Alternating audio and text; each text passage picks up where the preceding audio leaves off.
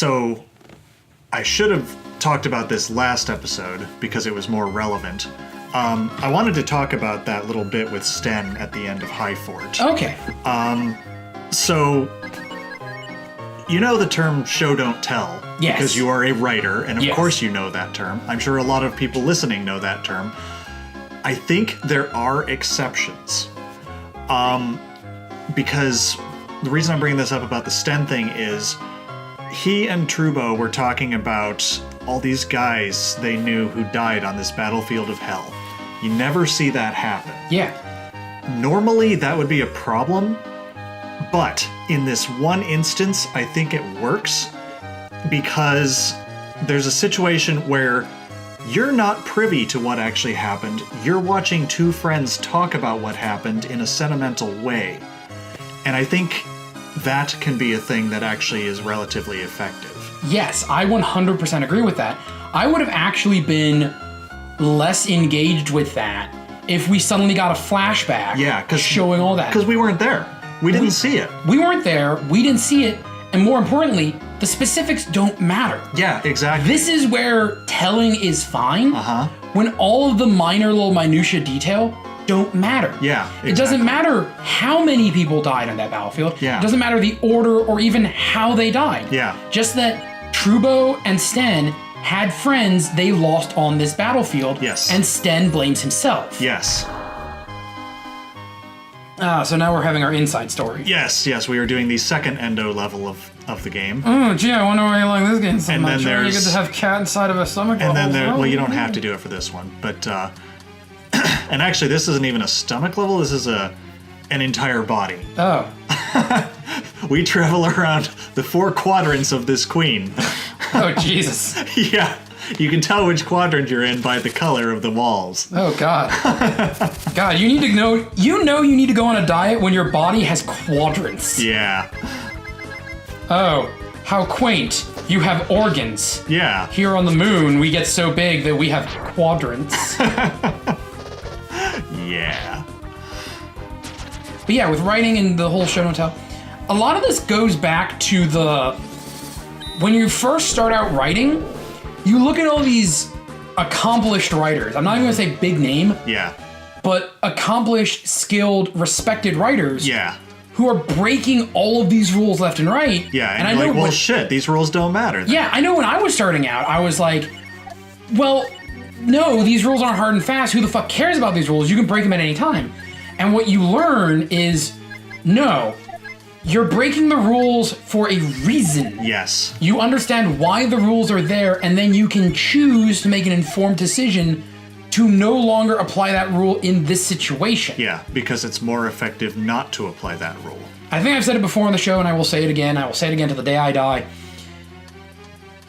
Breaking a rule because you don't feel like dealing with that rule right. is never the correct choice. Well, it's the definition of lazy writing. Yes. And that goes for any rule in anything. Yeah. I don't want to deal with it is not a justifiable excuse. Right.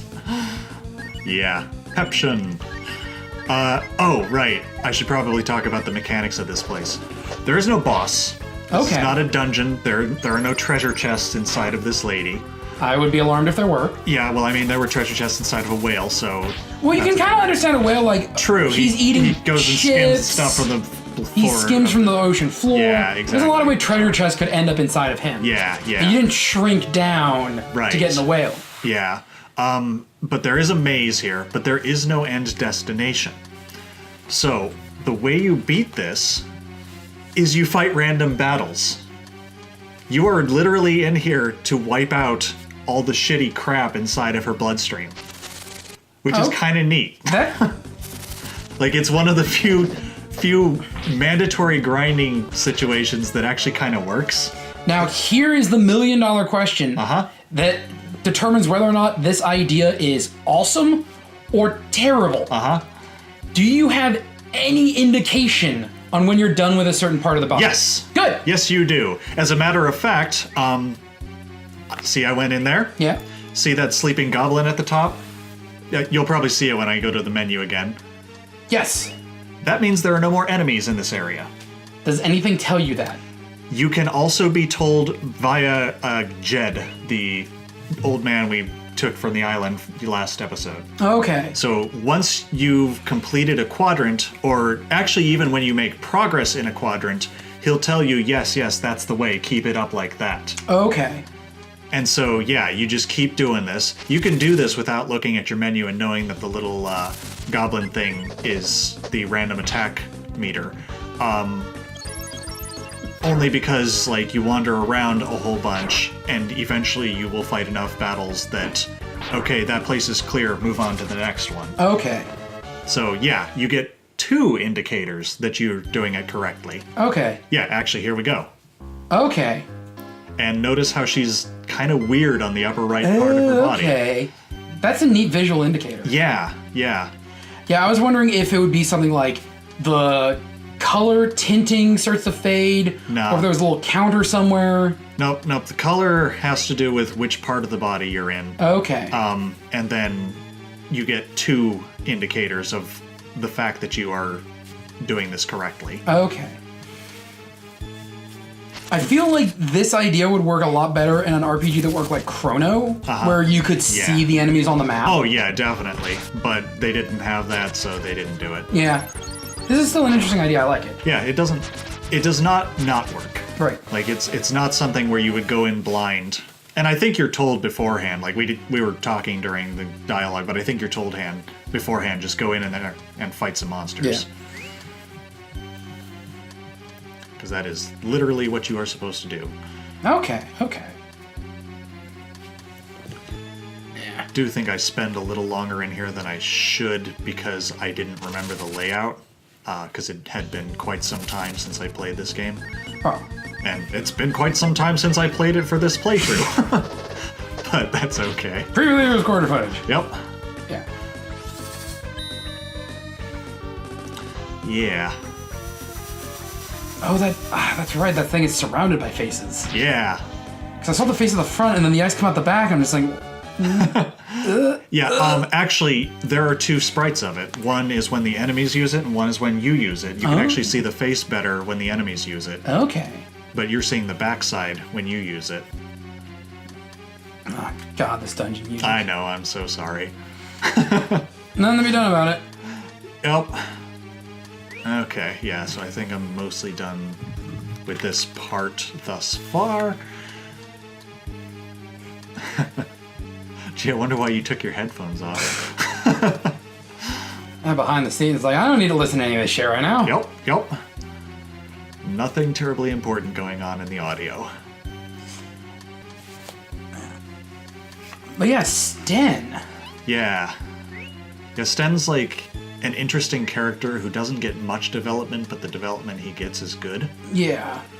And that's kind of how this whole game works. Like, most of the development it's very minimal, but it's really powerful. A lot of it is left to implications. Yes. Like, you don't get the details of what happened on that battlefield with Sten. You don't get the details of who these people were. Yeah. Like, for all you know, they could be his florist, who he knew for like a week and then died. And then got conscripted into the army and had to go fight a battle. Or it could be a childhood friend he's known for his entire life, and the loss left a giant gaping hole in his soul. Yeah, also possible. And you don't know about it because he doesn't want to talk about it. Mm-hmm. Yep, these are things that could happen, and that's okay, because you don't need to know. Yeah, succinct writing. And this is another thing where names are important, and this is why I keep beating my head against the wall every time I try and sit down and do anything with Final Fantasy 13. Uh-huh. Because it's like, the battlefield of hell. Yeah. What does that mean? Well, it means one of 2 things. 1, it's a literal battle against demons. Or 2, it's a really shitty battlefield. Yeah. Yeah, you may have won, but it was a Pyrrhic victory. Yeah. And I don't think they even won, per se. Like, I think just about everybody in their place died.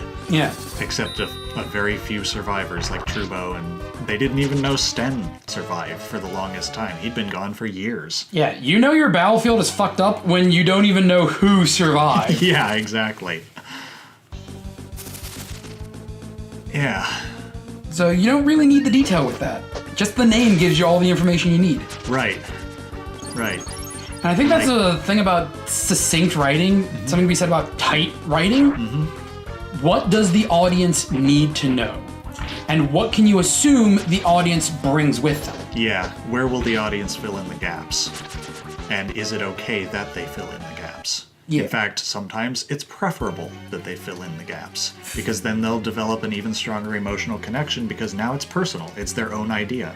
Or, if you want to be lazy and still be a good writer, you leave a bunch of gaps, you let your audience fill it in. You're talking about Miyazaki, aren't you? You're not just Miyazaki. Okay. The thing about Miyazaki with Dark Souls, Miyazaki never intended there to be sequels. He actually doesn't like sequels. So he didn't intend for Dark Souls to be a franchise. He made Demon Souls with fucking leftovers. Right.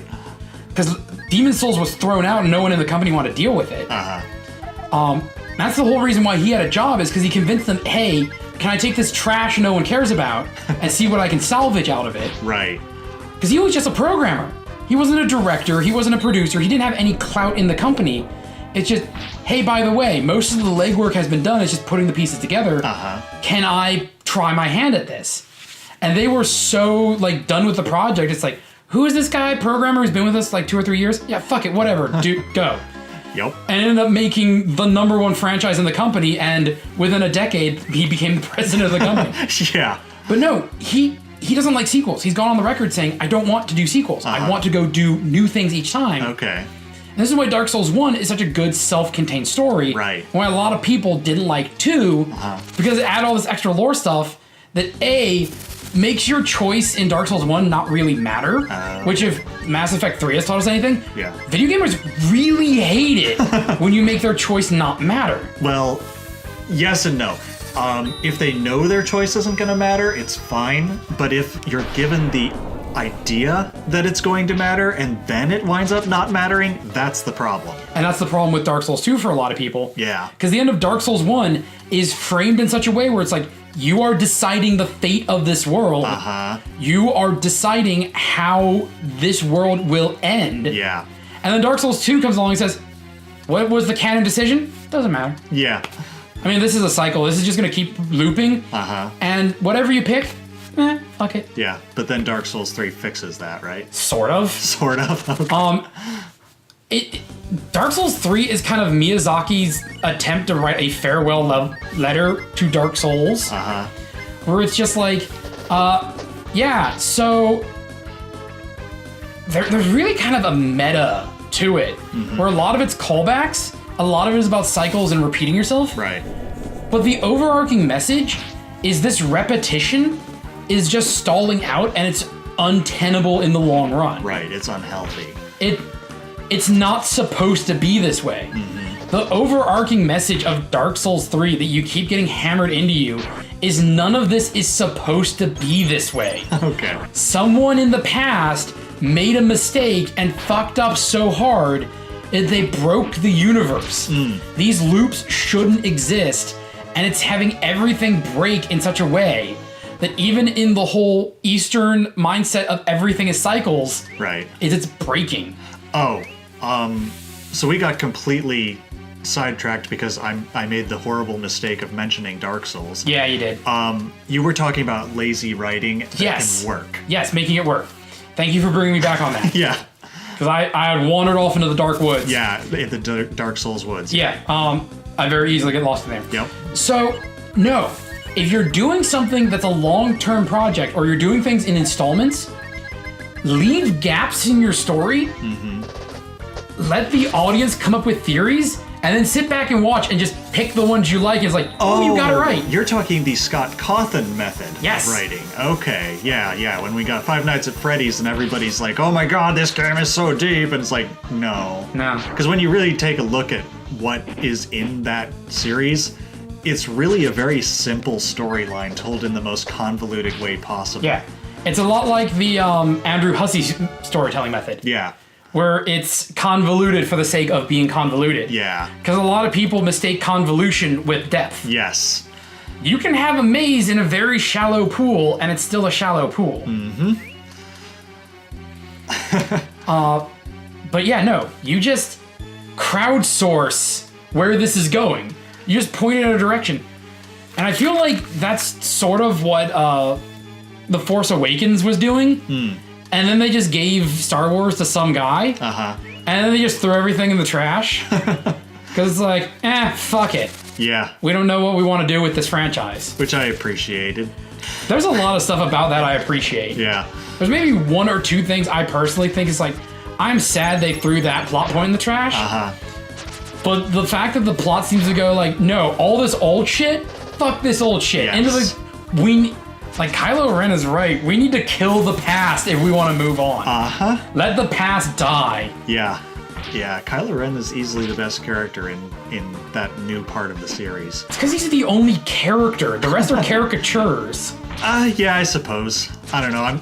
I know a lot of people say Rey is a Mary Sue, and I can see that, but I actually kind of think she's all right because she's very clearly flawed. Yeah. In some seriously problematic ways, and if they do something with that, if they turn her to the dark side, that would be fantastic. If I had any inclination that they would do something so bold as to turn her dark, or even better, gray, I would be way more excited. I just don't think they're going to. Yeah, you don't know if you can trust Disney. That's the problem. Yeah, because they've kind of allowed people to do with Star Wars what they want, but there was a pretty big backlash against The Last Jedi. Yeah. And I don't know if they're going to allow that kind of experimentation from now on.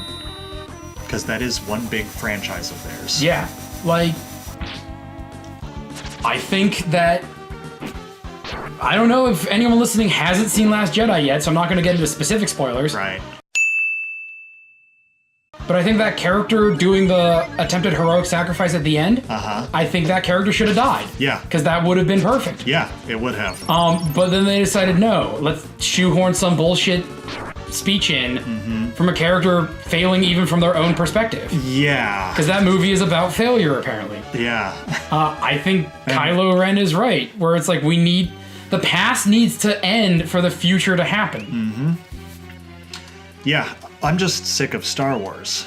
Like, I think that's probably the reason I appreciated that movie so much, because it seemed like the director/writer was sick of it too.